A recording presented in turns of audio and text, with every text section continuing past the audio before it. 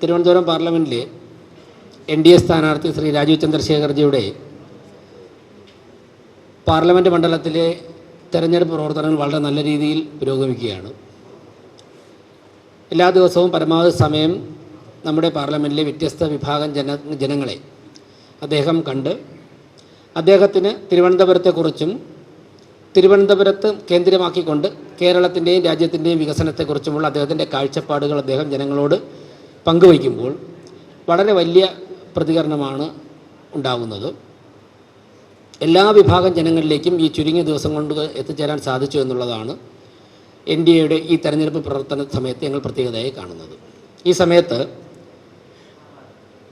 രാജ്യത്ത് എല്ലാ ഭാഗത്തും ഉണ്ടാകുന്ന ഒരു മുന്നേറ്റമുണ്ട്. BJPയുടെ രാജ്യത്തിൻ്റെ പുരോഗതിയിൽ ആഗ്രഹിക്കുന്ന നൂറുകണക്കിന് പൊതുപ്രവർത്തകർ മറ്റു പല രാഷ്ട്രീയ പ്രസ്ഥാനങ്ങളിൽ നിന്നും പ്രത്യേകിച്ച് ഇന്ത്യൻ നാഷണൽ കോൺഗ്രസിൽ നിന്നും BJPയിലേക്ക് ചേർന്ന് പ്രവർത്തിക്കാൻ തയ്യാറായി വരുന്നുണ്ട്. അതുപോലെ തന്നെ നമ്മുടെ സംസ്ഥാനത്തും നിരവധി പ്രവർത്തകർ കോൺഗ്രസ് പാർട്ടിയിൽ നിന്നും BJPയിൽ എത്തിക്കൊണ്ടിരിക്കുകയാണ്. അതിൽ ഏറെ അനുഭവ സമ്പത്തുള്ള പരിചയസമ്പത്തുള്ള പാർലമെൻ്ററി രംഗത്ത് പ്രവർത്തിച്ച് വിജയിച്ചിട്ടുള്ളവരാണ് കൂടുതലും BJPയിലേക്ക് എത്തുന്നതെന്നുള്ളത് അവരുടെ പൊതുപ്രവർത്തനത്തിലുള്ള സാധ്യതയും BJPയുടെ വളർച്ചയ്ക്കും സമൂഹത്തിൻ്റെ മുന്നോട്ടുള്ള പ്രയാണത്തിന് ഒരു മുതൽക്കൂട്ടാകുമെന്നുള്ള കാര്യത്തിൽ സംശയമില്ല. നമുക്കറിയാം, കഴിഞ്ഞ ദിവസം ബഹുമാനപ്പെട്ട മുൻ മുഖ്യമന്ത്രി ശ്രീ K. കരുണാകരൻ അവരുടെ മകൾ പത്മജ ഉൾപ്പെടെയുള്ളവർ, അതോടൊപ്പം തന്നെ തിരുവനന്തപുരത്തെ മുൻ കോർപ്പറേഷൻ കൗൺസിലർമാരായിരുന്ന തമ്പാനൂർ സതീഷ്, സോളമൻ പീറ്റർ, ഇങ്ങനെയുള്ള നിരവധി പേർ BJPയിൽ എത്തിയിരുന്നു.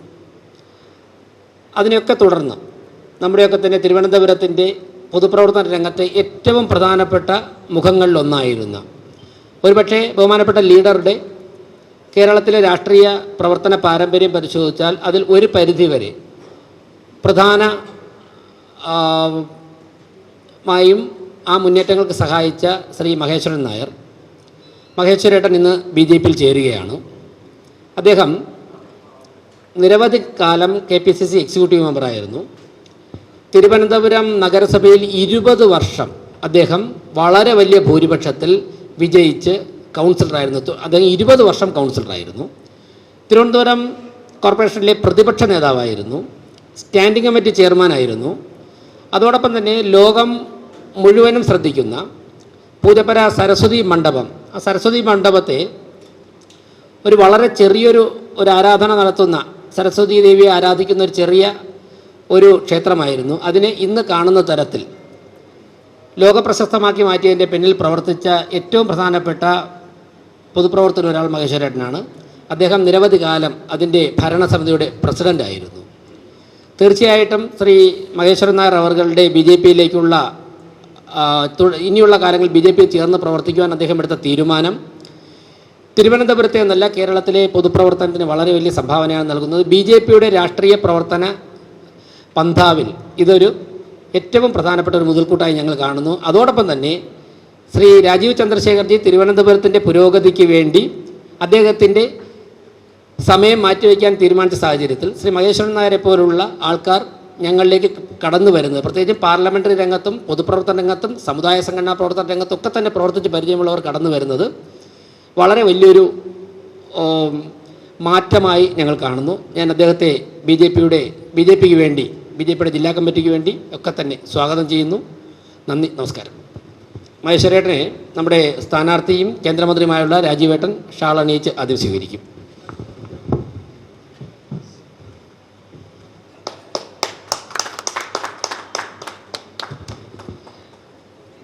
പ്രിയപ്പെട്ട പാർട്ടിയുടെ മുതിർന്ന നേതാവ് മുൻ സംസ്ഥാന അധ്യക്ഷൻ PK കൃഷ്ണദാസ്ജി അദ്ദേഹത്തെ ഷാൾ അണിയിച്ച് സ്വീകരിക്കും.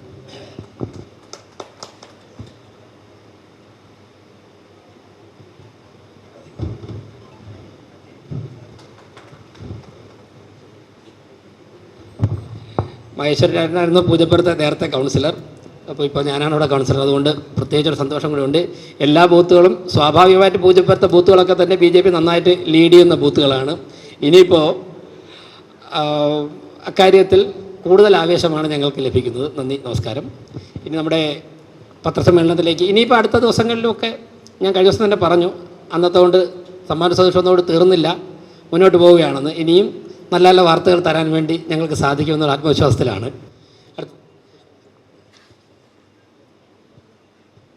മഹേശ്വരേട്ടൻ ജസ്റ്റ് ഒന്ന് സംസാരിച്ചതിന് ശേഷം പത്രസമ്മേളനത്തിൽ പോകും.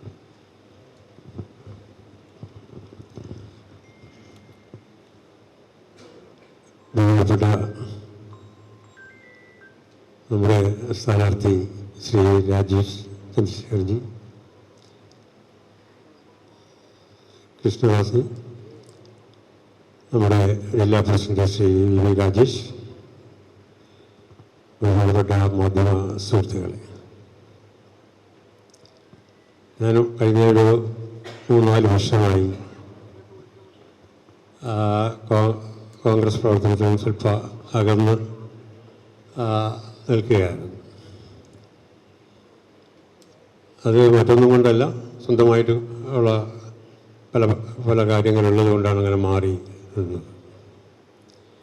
പക്ഷെ കഴിഞ്ഞ 1-2 ആഴ്ചയായി നമ്മുടെ സുനിൽ പരമേശ്വരൻ അന്തല്ലൂർ സ്വാമി എൻ്റെ അടുത്ത് ഈ പാർലമെൻറ്റ് ഇലക്ഷൻ്റെ കാര്യങ്ങളെക്കുറിച്ച് സംസാരിക്കാൻ കൃഷ്ണദാസ് ജി വരും അത് പറയുകയും 2-3-4 ദിവസത്തിന് മുമ്പ് തന്നെ അദ്ദേഹമായിട്ട് സംസാരിച്ചു. അപ്പം ഞാൻ പറഞ്ഞു ആലോചിക്കണം, ആലോചിച്ചതിന് ശേഷം ഞാൻ മറുപടി പറയാം. അപ്പം അതിനുശേഷം നമ്മുടെ സ്ഥാനാർത്ഥിയായിട്ട് സംസാരിച്ചു. അപ്പോൾ ഞാൻ കഴിഞ്ഞ കാലങ്ങളിൽ പഴയ മാധ്യമ സുഹൃത്തുക്കൾക്കറിയാം, ഞാൻ പ്രതിദാനം ചെയ്ത ഒരു കൊച്ചു വാർഡിലാണ് പൂജപ്പുര. അവിടെ നഗരസഭയുടെ ഫണ്ടില്ലാതെ തന്നെ ഒരു 20 വർഷം കൊണ്ട് സ്വയം പര്യാപ്തത നേടിയ ഒരു വാർഡാണെന്ന് വേണമെങ്കിൽ പറയാം. അതാരും കണക്ക് കൂട്ടാത്തതുകൊണ്ടാണ് ഒരു 3-3.5 കോടി രൂപ ഒരു വർഷം ആ വികസന പ്രവർത്തനത്തിലൂടെ നഗരസഭയ്ക്ക് നേടാൻ കഴിയും. അങ്ങനെ 5 വർഷം കൊണ്ട് ഏതാണ്ട് 10-15 കോടി രൂപയുടെ വികസന പ്രവർത്തനം ആ പ്രദേശത്ത് നടത്താം. അതുപോലെ അസംബ്ലിയിലായാലും പാർലമെൻറ്റിലായാലും തിരഞ്ഞെടുത്തയച്ചാൽ നമ്മുടെ പ്രദേശത്ത് എന്തൊക്കെ ചെയ്യാൻ കഴിയും എന്നുള്ളതിനെക്കുറിച്ച് വളരെ ദീർഘവീക്ഷണത്തോടു കൂടിയുള്ള ചില സംഭാഷണങ്ങൾ നമ്മുടെ സ്ഥാനാർത്ഥിയുടെ ഭാഗത്തു നിന്നുണ്ടായി. അപ്പോൾ സാധാരണഗതിയിൽ സ്ഥാനമാനങ്ങൾ അല്ലെങ്കിൽ വേറെ ഏതെങ്കിലും ഒക്കെ ഉദ്ദേശത്തോടുകൂടിയാണ് പലരും ഒരു നിലപാടെടുക്കുന്നത്. എന്നെ സംബന്ധിച്ചിടത്തോളം യാതൊരു ഉപാധിയുമില്ലാതെ നമ്മുടെ തിരുവനന്തപുരത്തിൻ്റെ വികസനം അത് നമ്മുടെ ലക്ഷ്യമാണ്. നമുക്കറിയാം, തിരുവനന്തപുരം നഗരസഭയ്ക്ക് സാധാരണ കേന്ദ്രാവിഷ്കൃത പദ്ധതികൾ അതിൻ്റെ ഫണ്ട് ഫലപ്രദമായി വിനിയോഗിക്കണമെങ്കിൽ ഒരു വ്യക്തമായ കാഴ്ചപ്പാടും ഒരു മാസ്റ്റർ പ്ലാനും വേണം. നിർഭാഗ്യവശാൽ ഞാനൊരു 10-20 വർഷം ഈ മാസ്റ്റർ പ്ലാന് വേണ്ടി നഗരസഭയിൽ ശബ്ദിച്ചിട്ടുള്ള ഒരാളാണ്. ഇതുവരെയും ഈ നിമിഷം വരെയും ഒരു മാസ്റ്റർ പ്ലാൻ ഉണ്ടാക്കാൻ തിരുവനന്തപുരം നഗരസഭയ്ക്ക് കഴിഞ്ഞിട്ടില്ല. അപ്പോൾ നമ്മുടെ വികസന പ്രവർത്തനങ്ങൾ ഈ വർദ്ധിച്ചു വരുന്ന ജനസംഖ്യയും പുതിയ ജനങ്ങളുടെ സൗകര്യത്തിനനുസരിച്ച് നമ്മുടെ തലസ്ഥാന നഗരം ഉയരണം. അപ്പോൾ അതിനനുസരിച്ചുള്ള കാഴ്ചപ്പാട് വേണമെങ്കിൽ ദീർഘവീക്ഷണത്തോടെയുള്ള കാര്യങ്ങൾ നഗരസഭയും സർക്കാരും ചെയ്യും. അക്കാര്യത്തിൽ പൂർണ്ണ പരാജയമാണ്. ഞാൻ നമ്മുടെ സ്ഥാനാർത്ഥിയുമായി നമ്മുടെ അടുത്ത കാലത്താണ് 2-3 ദിവസമായിട്ട് പരിചയപ്പെട്ടിട്ട് അപ്പം അദ്ദേഹത്തിൻ്റെ ഒരു കാഴ്ചപ്പാട് ഈ തിരുവനന്തപുരം സാധാരണ എല്ലാ ഇലക്ഷനും നമ്മളെല്ലാം വികസനത്തിന് വേണ്ടി സംസാരിക്കുകയും അത് പറഞ്ഞാണ് വോട്ട് ചോദിക്കുന്നത്. നമ്മുടെ മുന്നിലുള്ള ഒരു അജണ്ട എന്ന് പറയുന്നത്, നമുക്കറിയാം ഇന്ന് ഈ നഗരം ഒരുപാട് ബുദ്ധിമുട്ടുകൾ അനുഭവിക്കുന്ന ഒരു കാലഘട്ടമാണ്. നഗരം മാത്രമല്ല, തിരുവനന്തപുരം ജില്ലയ്ക്ക് കേരളത്തിനും വേണ്ട വികസന പദ്ധതികൾ ശ്രീ രാജീവ് ചന്ദ്രശേഖർജിക്ക് ഉണ്ട് എന്ന് കഴിഞ്ഞ 2-3 ദിവസമായി അദ്ദേഹവുമായി ബന്ധപ്പെട്ടപ്പോൾ മനസ്സിലാക്കാൻ കഴിയും. അതുമാത്രമാണ് ഞാൻ ഈ തീരുമാനമെടുക്കുവാൻ കാരണം. നമ്മളെ സംബന്ധിച്ചിടത്തോളം ഇന്ന് ഞാൻ പല ആൾക്കാരുമായിട്ട് ബന്ധപ്പെട്ടതാണ്. ഞാൻ 2-3 ദിവസം സമയം ചോദിച്ചതാണ്.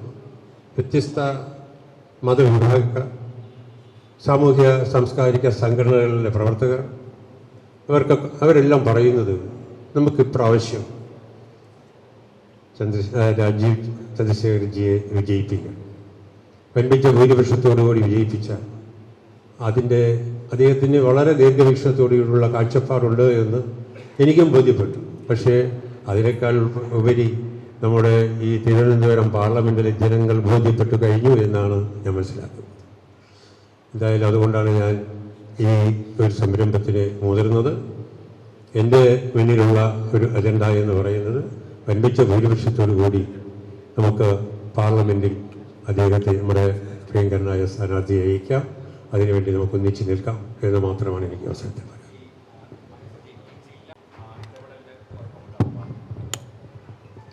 അങ്ങനെയുള്ള ഒരു ഇടപെടലുണ്ട്.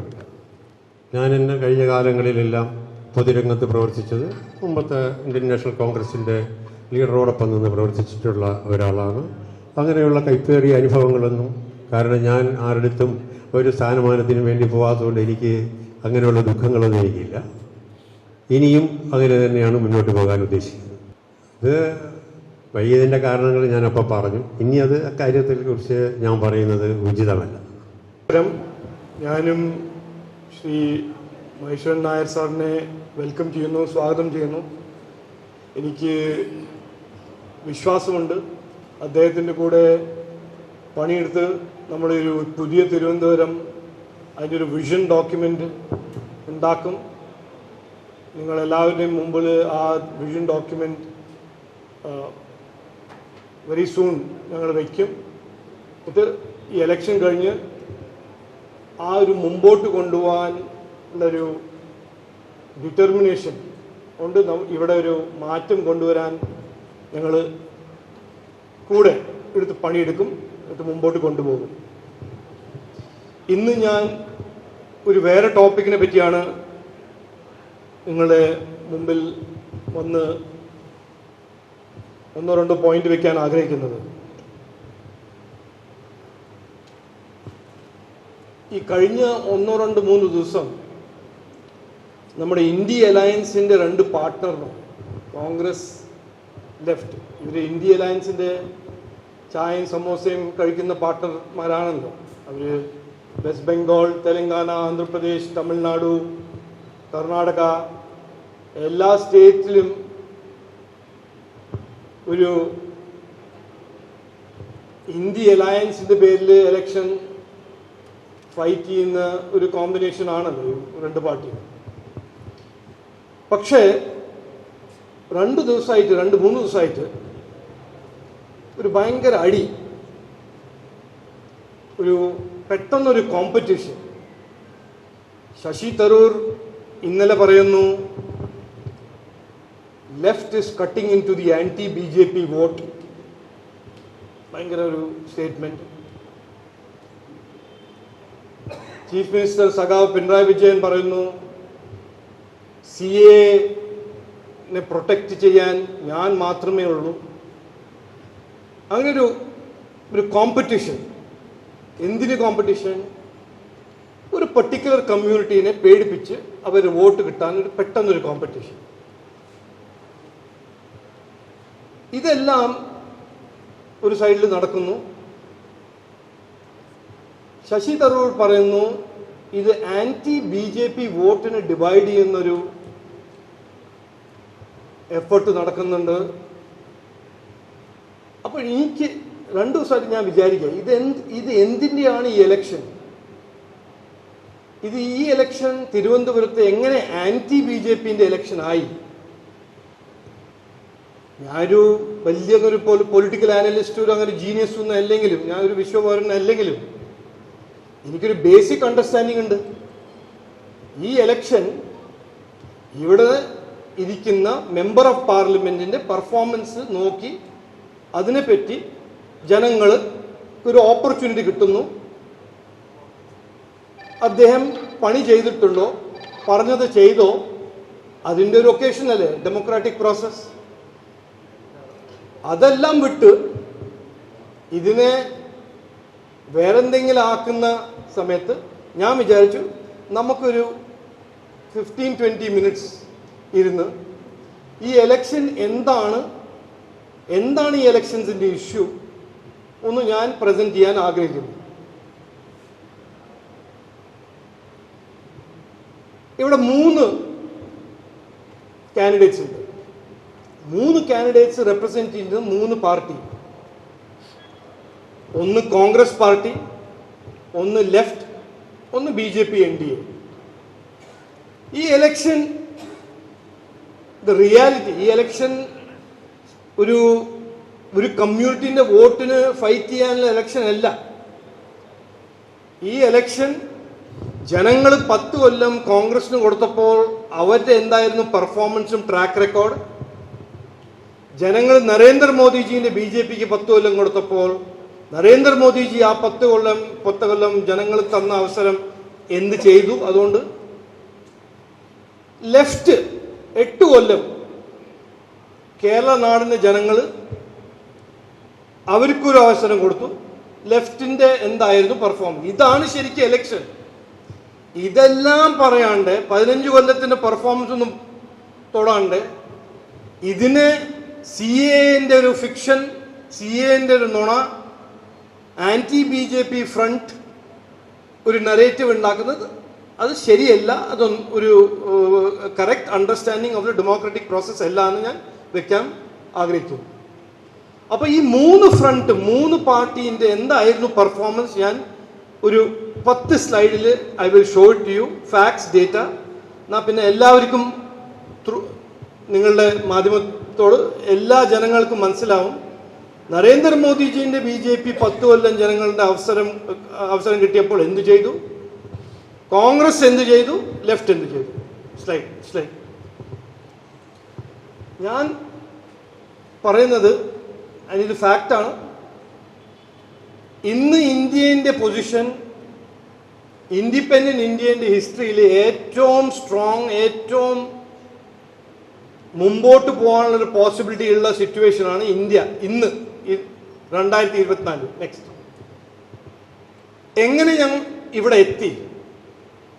2004 മുതൽ 2014 ആ 10 കൊല്ലം കോൺഗ്രസ് സർക്കാർ ഉണ്ടാവുന്ന സമയം എല്ലാ ഇക്കോണമിസ്റ്റും, ഞാനല്ലാതെ പറയുന്നത്, അതൊരു ലോസ്റ്റ് ഡെക്കേഡ് ആയിട്ടാണ് കാണുന്നത്. 10 കൊല്ലം ജനങ്ങൾ കൊടുത്ത ഒരു അവസരം, അതൊരു ലോസ്റ്റ് ഡെക്കേഡ്. 2014 to 2019 5 കൊല്ലം ഒരു ട്രാൻസ്ഫോമിങ് ഇന്ത്യ, 19 to 24 ഒരു ന്യൂ ഇന്ത്യ. എന്നിട്ട് മുമ്പോട്ട് പോകുമ്പോൾ ഒരു വികസിത ഭാരതത്തിൻ്റെ ഒരു റിയൽ ഓപ്പർച്യൂണിറ്റി നമ്മുടെ മുമ്പിൽ നിൽക്കുന്നു. നെക്സ്റ്റ്, ഈ 10 കൊല്ലം കോൺഗ്രസിൻ്റെ ടൈമിൽ എന്തായിരുന്നു സ്ഥിതി? ഇത് ഞാനല്ല പറഞ്ഞിട്ടോ, അവരുടെ ഒരു ഫോമർ പ്രൈം മിനിസ്റ്റർ പറഞ്ഞ സാധനമാണ്. 100 പൈസ ഡൽഹിയിൽ നിന്ന് വിടുമ്പോൾ, 100 രൂപ അവിടുന്ന് വിടുമ്പോൾ ബെനിഫിഷ്യറീസിൻ്റെ അടുത്ത് എത്തുന്നത് 15 rupees. ഞാനല്ല പറയുന്നത്, ഇതായിരുന്നു റിയാലിറ്റി. ആ സമയത്ത് 2004-2014 ഇന്ത്യയിലെ ഏറ്റവും വലിയ സ്കാംസ് ആ സമയത്തായിരുന്നു. ആ 2004 മുതൽ 2009 ആരായിരുന്നു government? Congress led UPA. Congress led UPAൻ്റെ ഔട്ട്സൈഡ് സപ്പോർട്ട് ആരാ കൊടുത്തിരുന്നത്? CPM.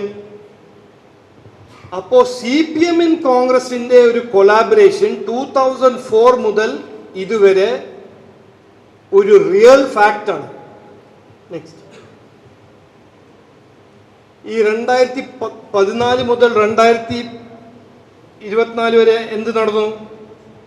ആ ഓൾഡ് ഇന്ത്യൻ്റെ നറേറ്റീവ് എല്ലാം ചേഞ്ച് ചെയ്തിട്ട് അതേ ഇന്ത്യ, അതേ സിസ്റ്റം, അതേ ഗവൺമെൻറ്, അതേ democracy.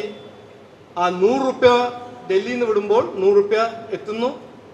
Leakages worth 2.75 lakh crores. ഇതൊന്നും ആരും, ശശി തരൂരിനും പറയാൻ ഒരു കഴിവില്ല, അതിന് പറയാനൊരു രുചിയില്ല, താല്പര്യമില്ല. ഇതെല്ലാം വിട്ട് ആൻറ്റി BJP ഫ്രണ്ട് CAA ആണ് ഇഷ്യൂ ഫോർ എലക്ഷൻ. ഇതാണ് ചേഞ്ച്, ഇതാണ് റിയൽ ചേഞ്ച്, ജനങ്ങളുടെ ലൈഫിൽ വന്ന ചേഞ്ച്. നെക്സ്റ്റ്,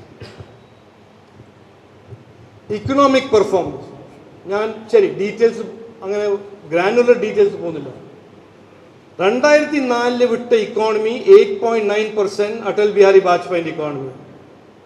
10 കൊല്ലം കോൺഗ്രസ് വിട്ടുപോയപ്പോൾ 5.3%. ഇതെല്ലാം ഫാക്ട്സ്, ഡേറ്റ. നരേന്ദ്രമോദിജി വിടുമ്പോൾ 8.4%. ഇതിനെപ്പറ്റി ശശി തരൂർ എന്തെങ്കിലും പറയോ? ഇല്ല. ആന്റി BJP ഫ്രണ്ടാണ് അദ്ദേഹത്തിന് most important. Next, UPA's lost decade versus new India. Capital expenditure എന്തായിരുന്നു അടൽ ബിഹാരി വാജ്പേയിന്റെ ടൈം? 31% of GDP. എങ്ങനെ എത്തി? എവിടെ എത്തി? 16%. ഇപ്പൊ എന്താണ്? 28%. നെക്സ്റ്റ്, ഫുഡ് പ്രൈസ് റൈസ് ഹൈക്കിനെ പറ്റിയെല്ലാം എല്ലാ ഒരു 2 മാസം ഓരോരോ സ്റ്റേറ്റ്മെന്റ് ഉണ്ടാവും. ഇതാണ് ഫാക്ട്. കോൺഗ്രസിന്റെ ടൈമിൽ, UPA ടൈമിൽ ഇൻഫ്ലേഷൻ 9.4%, നമ്മുടെ 5.4%. അവരെ മാക്സിമം ഇൻഫ്ലേഷൻ കോൺഗ്രസ് ആ 10 കൊല്ലത്തിൽ 15.3%, 7.5%. ഈ 15.3% ഉണ്ടാവാത്ത സമയത്ത് CPM ആയിരുന്നു ഔട്ട്സൈഡ് സപ്പോർട്ട് കൊടുക്കുന്നത് കോൺഗ്രസിന്. അപ്പൊ ഒന്നും പറഞ്ഞില്ല. ഡബിൾ ഡിജിറ്റ് ഇൻഫ്ലേഷൻ എത്ര ക്വാർട്ടേഴ്സ് ഉണ്ടായിരുന്നു UPA ടൈമിൽ? 10 ക്വാർട്ടേഴ്സ്. 10 ക്വാർട്ടേഴ്സ് എന്ന് പറഞ്ഞാൽ 30 മാസം, 3 കൊല്ലം double digit inflation. Next, jobs create ചെയ്യുന്നില്ല, ജോബ്സ് ക്രിയേറ്റ് ആവുന്നില്ല. UPA ടൈമിൽ 1.5 crores ആണ് ടോട്ടൽ ജോബ്സ് ക്രിയേറ്റ്. ഈ 10 കൊല്ലത്തിൽ 21 crore ജോബ്സ്. നെക്സ്റ്റ്, അത് UPA വേഴ്സസ് നരേന്ദ്രമോദി. അത് കുറെ ഞാൻ ഈ പ്രസന്റേഷൻ സർക്കുലേറ്റ് ചെയ്യാം, നിങ്ങളെല്ലാം യൂസ് ചെയ്യാം. ഞാൻ UPA പറ്റി പറഞ്ഞു, 10 കൊല്ലം നരേന്ദ്രമോദിജിനെ പറ്റി പറഞ്ഞു. ഇപ്പോൾ വരൂ കേരള CPM 8 കൊല്ലം. ഇതാണ് എക്സ്പേർട്സ് പറയുന്നത്. A highly debt stressed state breaking its FRBM targets. One amongst 5 highly stressed states with high indebtedness.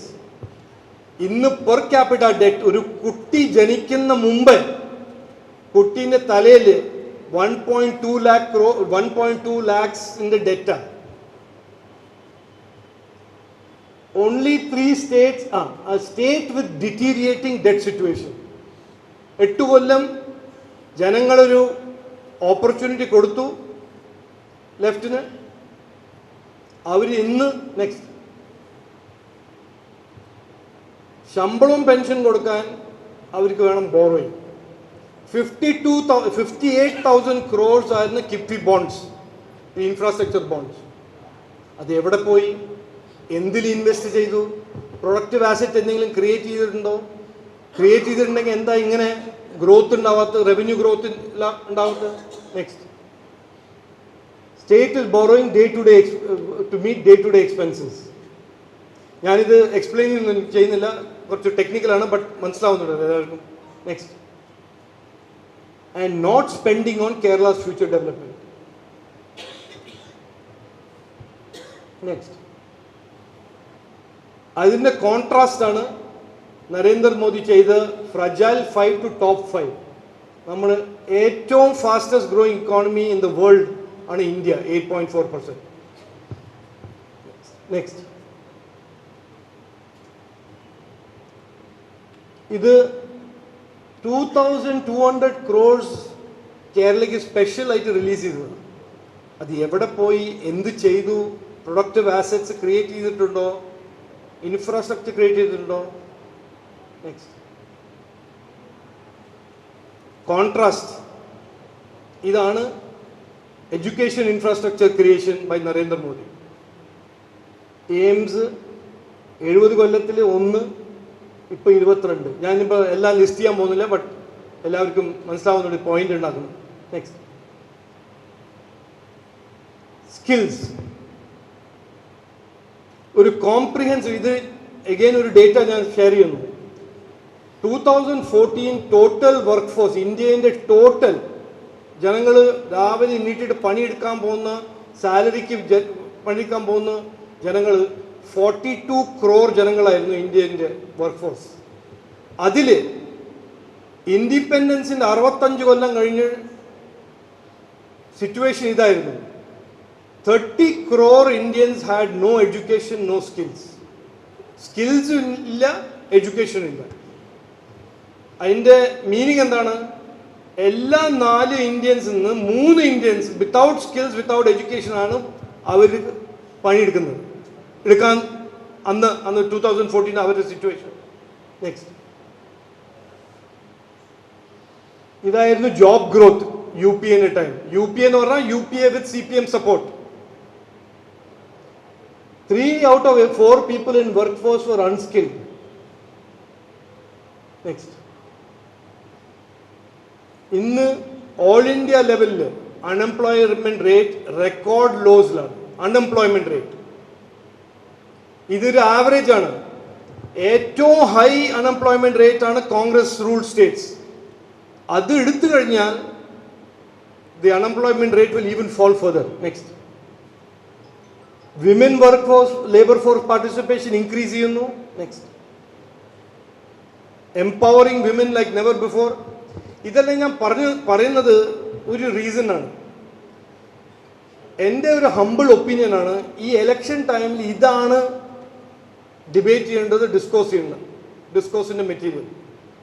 എന്തെല്ലാമാണ് ഒരു ഗവൺമെൻറ് ചെയ്തത്, എന്തെല്ലാമാണ് ഒരു MP ചെയ്തത്, അതെല്ലാം വിട്ട് ഈ ഒരു എപ്പീസ്മെൻറ്റ്, ആൻറ്റി BJP ഓരോരോ കഥ ഉണ്ടാക്കിയിട്ട് ജയരാജൻ രാജീവ് ചന്ദ്രശേഖറിൻ്റെ കൂടെ ഒരു ഡീലുണ്ട്, അതുകൊണ്ട് BJP ലെഫ്റ്റിൻ്റെ കൂടെ ഒരു എഗ്രിമെൻ്റ് ഉണ്ട്. അത് എന്തിനാണ് പറയുന്നത്? അത് തെലങ്കാനയിൽ BRSൻ്റെ കഥ പറഞ്ഞിട്ട് അവിടുന്ന് ഒരു മൈനോറിറ്റി കമ്മ്യൂണിറ്റിയുടെ വോട്ട് കിട്ടിയ സ്ട്രാറ്റജി ഇവിടെയും ചെയ്യാൻ നോക്കുന്നു. അപ്പോൾ ഞാൻ ആഗ്രഹിക്കുന്നത് ഇത് ഡിബേറ്റ് ആവണം. ഇതൊരു ഡെമോക്രാറ്റിക് പ്രോസസ്സാണ്. നമ്മൾ വേൾഡ്സ് ലാർജസ്റ്റ് ഡെമോക്രസിയാണ്. എലക്ഷൻ ഈ നുണയം ഹാഫ് ട്രൂത്ത് കൊണ്ടല്ല ഫൈറ്റ് ചെയ്യേണ്ടത്. ഞാൻ ചാലഞ്ച് ചെയ്യുന്നു എൻ്റെ ഒപ്പോണൻസ്, എൻ്റെ ഫെലോ ഡെമോക്രാറ്റിക് പാർട്ടിസിപ്പൻറ്റ്, നമുക്ക് ഇത് ഈ ആൻറ്റി BJP വോട്ട് കൺസോളിഡേഷനോ, ഇത് ആൻറ്റി BJPൻ്റെ എലക്ഷൻ അല്ല. ഇത് ഇന്ത്യൻ്റെ ഡെവലപ്മെൻറ്റും നമ്മുടെ കേരള നാടിൻ്റെ ഡെവലപ്മെൻറ്റും തിരുവനന്തപുരത്തും ഡെവലപ്മെൻറ്റിൻ്റെ ഇലക്ഷനാണ്. അങ്ങനെ ഒരു നല്ല ഐഡിയ ഉണ്ടെങ്കിൽ നമുക്ക് ഐഡിയൻ്റെ ഒരു കോമ്പറ്റീഷൻ ആക്കണം, നമ്മുടെ പെർഫോമൻസിൻ്റെ കോമ്പറ്റീഷൻ ആക്കണം. ആൾക്കാരെ മിസ്ലീഡ് ചെയ്ത് പേടിപ്പിച്ച് അവരെ വോട്ട് എടുക്കാൻ ശ്രമിക്കരുതെന്ന് ഞാൻ ആഗ്രഹിക്കുന്നത്. ഈ സ്ലൈഡ് ഡോക്യുമെന്റ് ഞങ്ങൾ സർക്കുലേറ്റ് ചെയ്യാം, അത് അപ്ലോഡും ചെയ്യാം വെബ്സൈറ്റിൽ. ഇതിനെ പറ്റി എന്തെങ്കിലും ക്വസ്റ്റ്യൻസ് ഉണ്ടെങ്കിൽ ഞാൻ എടുക്കാൻ I am ready. Thank you.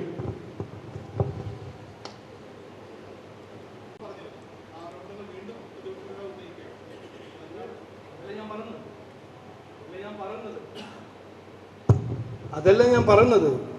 ഈ എലക്ഷൻ എൻ്റെ എങ്ങനെ ഇൻറ്റഗ്രിറ്റി ഇഷ്യൂസ് ഉണ്ടെങ്കിൽ അവർ പറയാം. ഞാനിപ്പോൾ ആരാണ് IPL സ്കാമിൽ പാർട്ടിസിപ്പേറ്റ് ചെയ്തത് അതൊന്നും ഞാൻ പറഞ്ഞല്ല. ഞാൻ ഓൺ ഇഷ്യൂസാണ് ഈ എലക്ഷനിൽ കമ്പീറ്റ് ചെയ്യുന്നത്. ഞാനിത് എന്താണ് പറയാൻ ആഗ്രഹിക്കുന്നത്? വെറുതെ ഒരു കമ്മ്യൂണിറ്റീൻ്റെ പേടിപ്പിച്ച് നുണയും ഹാഫ് ട്രൂത്തും പറഞ്ഞ്, ഇവിടെ ഒരു ഇൻ്റലക്ച്വൽ MP ആണല്ലോ, അദ്ദേഹം ഒരു പച്ച കള്ളം പറഞ്ഞു, that political asylum for Muslims will be prevented by CA. ഇതിപ്പോൾ എല്ലാവർക്കും അറിയാം നുണയാണെന്ന്. എന്തിനാ പറയുന്നത്? EP ജയരാജൻ രാജീവ് ചന്ദ്രശേഖറിന്റെ വൈഫിന്റെ ആരോ ഒരു ബിസിനസ് ഡീലുണ്ടെങ്കിൽ അത് കോൺഗ്രസും അല്ല BJPയും CPMന്റെ എഗ്രിമെന്റ് ആണോ? ഇതെല്ലാം ഒരു ഫിക്ഷൻ. എന്തിന്? ഒരു കമ്മ്യൂണിറ്റീനെ പേടിപ്പിക്കാൻ, അത്രേ ഉള്ളൂ. ആൻഡ് ഞാൻ സബ്മിറ്റ് ചെയ്യുന്നു, ഞാൻ ആ കമ്മ്യൂണിറ്റിയിൽ നിന്ന് ജനങ്ങളെ മീറ്റ് ചെയ്യുന്നുണ്ട്. ഈ സ്ട്രാറ്റജി ഇവിടെ നടക്കില്ല. അത് തെലങ്കാനയിൽ ഇറ്റ് മേ ഹാവ് വർക്ക്, ഇവിടെ നടക്കില്ല. ഞാൻ നടക്കാൻ സമ്മതിക്കില്ല. ഇവരുടെ ഓരോരോ നുണ ഐ വിൽ എക്സ്പോസ് ഇറ്റ്. അതിൽ ടൈം സ്പെൻഡ് ചെയ്ത് എക്സ്പോസ് ചെയ്യണമെങ്കിൽ ഞാൻ ചെയ്യും. ബട്ട് ഈ എൻ്റെ ഒരു സബ്മിഷൻ, ഈ election should be fought on the main issues. ഇവിടെ 15 കൊല്ലമായിട്ട് MP എന്ത് ചെയ്തു, അതിന് ഞങ്ങൾ മറക്കാൻ പോകുന്നില്ല, മറക്കാൻ പാടില്ല. അതിപ്പോ നാഷണൽ ഹൈവേന്റെ പ്രോജക്റ്റിന്റെ ക്രെഡിറ്റ് എടുത്ത് ആണെങ്കിൽ MP പറയുന്നത് ഫൈൻ.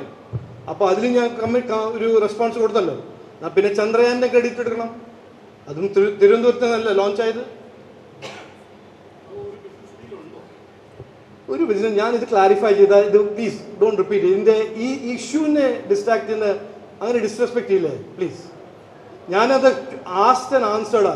ഇന്ന് ഞാൻ അറ്റംപ്റ്റ് ചെയ്യുന്നത് what are the main issues for this election.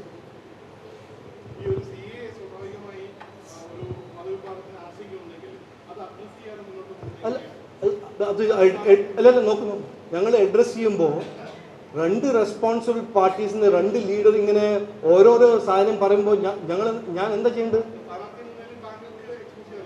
ഞാൻ പറഞ്ഞില്ലേ, ഞാൻ പറയുന്നു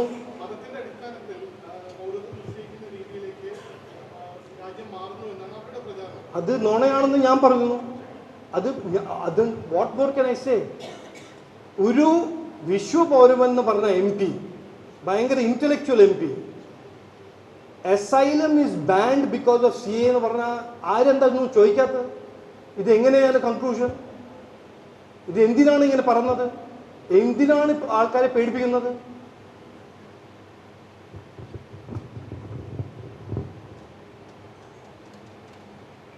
ഇതിനെ പറ്റൊന്നുമില്ലേ? അയ്യോ, ഞാൻ വളരെ രാത്രി ഉണ്ടാക്കിയ പ്രസന്റേഷൻ ഇതിനെപ്പറ്റി ഒന്ന് ചോദിക്കണേ.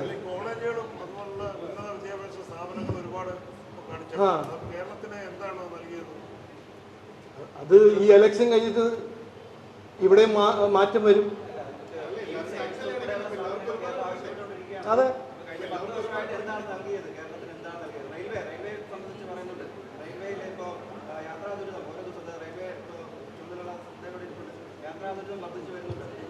അല്ല എന്താ ഈ ക്വസ്റ്റ്യൻ? ഇവിടെ ചെയ്തിട്ടില്ലാന്നോ? ചെയ്തിട്ടില്ലാന്നാ പറഞ്ഞു. അത് വേറെ പ്രസന്റേഷൻ തരാം ഞാൻ. അല്ല 2 ദിവസത്തിൽ അല്ല ഞാൻ വിളിക്കാം. അല്ല നോക്കൂ, അങ്ങനെ ഒരു അല്ല എന്നെ അങ്ങനെ ക്വസ്റ്റ്യൻ ചെയ്ത അല്ല എയിംസിനെ പറ്റി എന്താ ഞാൻ പറഞ്ഞത്? ആ, അപ്പൊ ഞാൻ ഇന്ന് പറയുന്നു, ഞാൻ MP ആയി കഴിഞ്ഞ് മന്ത്രിയായ ഇവിടെ എയിംസ് കൊണ്ടുവരാൻ ഞാൻ 100% എഫേർട്ട് ഇടും.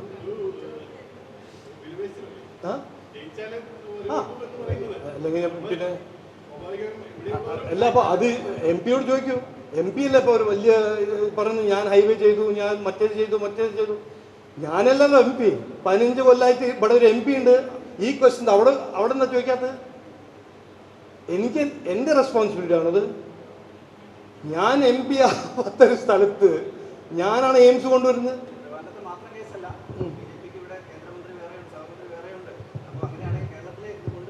എന്താ ഇവിടുന്ന് MP ഇല്ലല്ലോ BJP-യിൽ. മലയാളി MP ഉണ്ട്, ബട്ട് മുരളീധരൻജി മഹാരാഷ്ട്രയിൽ നിന്നാണ്, ഞാൻ കർണാടകയിൽ നിന്നാണ്. അപ്പൊ ഈ ക്വസ്റ്റ്യൻ ചോദിക്കേണ്ടത് എലക്ടഡ് MP-നോടല്ലേ? എന്താ എയിംസ് വരാത്തത്?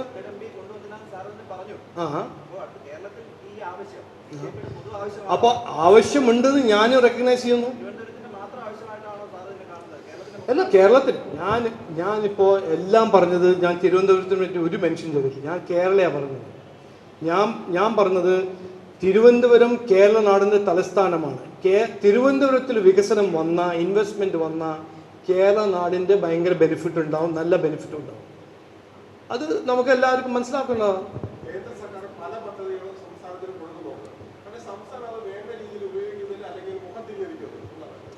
അതാണ് ശരിക്കും ഇതിൻ്റെ ആൻസർ. ഞാൻ പറഞ്ഞ അത് പിന്നെ രാഷ്ട്രീയമാണെന്ന് കരുതും.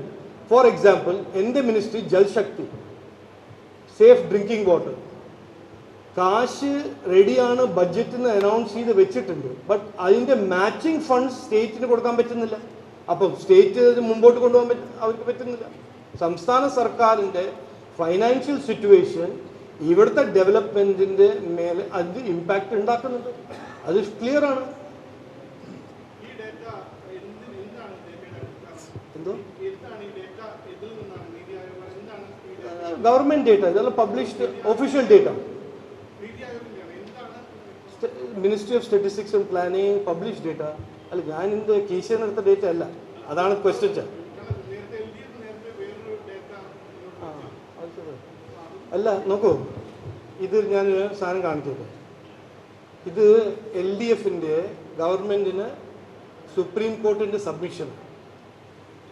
V have no possibility excepting IT and tourism. ഇത് അവർ പറഞ്ഞ അതിൻ്റെ മീനിങ് എന്താ? ഈ നാട്ടിൽ വേറെ ഒന്നും നടക്കില്ല എന്നാ പറഞ്ഞ്, അഗ്രികൾച്ചറിൽ ഇക്കോണമി ഉണ്ടാവില്ല എന്നാ പറഞ്ഞ്, ബ്ലൂ ഇക്കോണമി ഉണ്ടാവില്ല എന്നാ പറഞ്ഞ്, മാനുഫാക്ചറിങ് ഉണ്ടാവില്ല എന്നാ പറഞ്ഞ്. ഇത് അവരുടെയാണിത്. ഇത് സുപ്രീം കോർട്ടില് പിണറായി വിജയന്റെ ലോയർ കപിൽ സിബൽ സബ്മിറ്റ് ചെയ്തതാ. ഇതാ യെസ്റ്റർഡേ, ഇന്നലെ. ഞാൻ വായിക്കരാ. അല്ല, ഞാൻ വായിക്കാം. We have no possibility of manufacturing. Only source of income is tourism and IT. Agriculture മറന്നുപോയി, ബ്ലൂ ഇക്കോണമി, ഫിഷിംഗ് മറന്നുപോയി. ഇതെല്ലാം ഓരോരോ കൺട്രി ഉണ്ട്. അവർ ബ്ലൂ ഇക്കോണമിയിൽ നന്നായി മുമ്പോട്ട് പോകുന്ന കൺട്രീസ് ഉണ്ട്. ആരാ പറഞ്ഞത് മാനുഫാക്ചറിങ് പറ്റില്ല എന്ന്, ഇവിടെ നടക്കില്ല എന്ന്? ഇവിടെ ഉണ്ടായിരുന്നല്ലോ മാനുഫാക്ചറിങ്, ഇലക്ട്രോണിക്സ് എല്ലാം എത്രയോ കൊല്ലമായിട്ട് ഇവിടെ ഉണ്ടായിരുന്നു. ഓക്കെ, SFI, DYFI അവരുടെ കാരണം ഇലക്ട്രോണിക്സ് മാനുഫാക്ചറിങ് വരുന്നില്ല, അത് വേറെ. അവരുടെ അഡ്മിഷനാണിത്. ഇത് അവരാണ് അഡ്മിറ്റ് ചെയ്യുന്നത്. ഞങ്ങൾക്ക് ഇക്കണോമിക് മാനേജ്മെന്റ് അറിയില്ല, ഇവിടെ ഗ്രോത്ത് ഉണ്ടാവില്ല. 7 കൊല്ലമായിട്ട് industrial growth is declining in Kerala. 7 കൊല്ലമായിട്ട് അഗ്രികൾച്ചറൽ ഗ്രോത്ത് ഡിക്ലൈൻ ചെയ്യുന്ന സ്റ്റേറ്റാണ്. ഇതാണ് റിയാലിറ്റി. ഇതാണ് ഡിസ്കസ് ചെയ്യേണ്ടത്. ആന്റി BJP ഫ്രണ്ട് അല്ല ഡിസ്കസ് ചെയ്യേണ്ടത് ഇലക്ഷൻ ടൈമിൽ. ഈ വിഴിഞ്ഞത്തിന് തെക്ക് ഭാഗത്തായിട്ട് ഈ തീരശോഷണം ഭയങ്കരമായിട്ടുണ്ട്, കടൽ തീരശോഷണം. അപ്പോൾ അതിന് എന്തെങ്കിലും ഒരു കഴിഞ്ഞ ദിവസം എന്താ പറയുകയുണ്ടായി? ഞാൻ വളരെ കോൺഫിഡൻസ് കൊണ്ട് പറയുന്നത്, ഞാനിത് പൊളിറ്റിക്കൽ റെട്രിക് അല്ല. ഞാനിപ്പോൾ ഈ 17-16 ദിവസത്തിൽ എല്ലാ 100% പ്രോബ്ലംസ് അല്ല, വളരെ ജാസ്തി പ്രോബ്ലംസിനെ പറ്റി എനിക്ക് മനസ്സിലായിട്ടുണ്ട്. എന്തെല്ലാമാണ് പ്രോബ്ലംസ്, എവിടെയെല്ലാം പ്രോബ്ലംസ്. ഞാൻ കോൺഫിഡൻ്റ്ലി പറയുന്നു, നരേന്ദ്രമോദിജി ഗവൺമെൻറ്റിൻ്റെ കൂടെ ഇരുന്ന് പണിയെടുത്ത ഈ എല്ലാ പ്രോബ്ലംസിൻ്റെ പരിഹാരം ഉണ്ടാക്കാൻ സാധ്യതയുണ്ട്, താല്പര്യമുണ്ട്, കഴിവുണ്ട് എന്ന് ഞാൻ പറയുന്നത്. മോഡസ്റ്റ്ലി സബ്മിറ്റ് ചെയ്തു.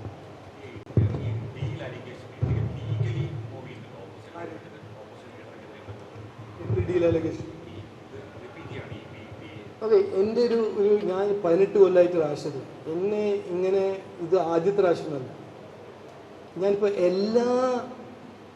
സോറി ടു സേ ദിസ്, എല്ലാ മടിയൻ രാഷ്ട്രീയം ചെയ്യുന്ന മടിയന്മാർ, അവരെ പിന്നെ ഞാൻ എൻ്റെ എഫേർട്ട് കിട്ടാറുണ്ട്. എനിക്ക് വേറെ പണിയുണ്ട്. ഞാൻ പ്രൊഡക്റ്റീവ് വർക്കിൽ ബിലീവ് ചെയ്യുന്ന ആളാണ്. അപ്പോൾ എല്ലാം ഇങ്ങനെ ഓരോന്ന് പറയുന്നത്, അവർക്ക് എന്തെങ്കിലും ഉണ്ടെങ്കിൽ അങ്ങനെ ഒരു ഇത് ധൈര്യം ഉണ്ടെങ്കിൽ കോട്ട് പോട്ടെ. അതൊന്നും ചെയ്യില്ല അവർ.